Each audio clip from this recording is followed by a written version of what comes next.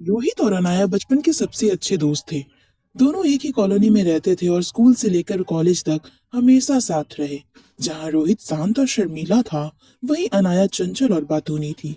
दोनों की दोस्ती इतनी गहरी थी कि लोग अक्सर उन्हें देखकर कहते, तुम दोनों एक दूसरे के लिए ही बने हो। लेकिन दोनों इसे हंसी में टाल देते। कॉलेज खत्म होने के बाद दोनों ने अलग अलग करियर चुने। रोहित एक इंजीनियर बन गया और अनाया ने फैशन डिजाइनिंग में करियर शुरू किया।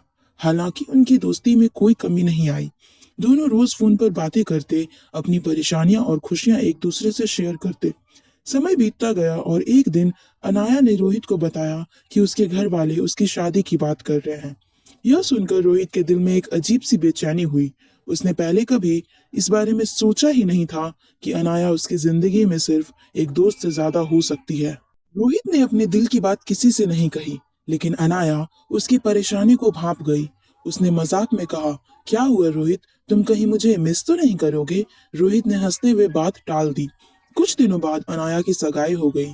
सगाई के दिन रोहित वहां गया, लेकिन उसे ऐसा लगा जैसे वह कुछ खो रहा हो। उस रात उसने अनाया को फोन किया और कहा, तुम्हारे बिना मेरी जिंदगी अधूरी सी लगती है। मुझे समझ नहीं आ रहा कि यह दोस्ती है या कुछ और, लेकिन मैं तुम्हारे बिना नहीं रह सकता। अनाया कुछ पल के लिए चुप रही। फिर उसने कहा, रोहित, मुझे हमेशा से यह महसूस होता था कि तुम मेरे लिए सिर्फ दोस्त नहीं हो, लेकिन मैं डरती थी कि अगर मैंने तुमसे कुछ कहा तो हमारी दोस्ती खराब हो जाएगी। यह सुनकर रोहित ने राहत की सांस ली। उसने फैसला किया कि अनाया अपने परिवार से बात करेगी। अनाया ने हिम्मत जुटाई और अपने माता पिता से सब कुछ बताया। पहले तो घर वाले नाराज हुए, लेकिन फिर उन्होंने रोहित और अनाया की गहरी दोस्ती और आपसी समझ को देखते हुए इस रिश्ते को स्वीकार कर लिया। कुछ महीनों बाद रोहित और अनाया की शादी हो गई।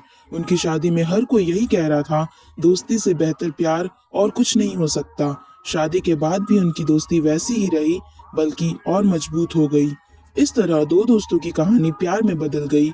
उनकी कहानी साबित करती है कि सच्चा प्यार वही होता है जो गहरी दोस्ती से शुरू होता है।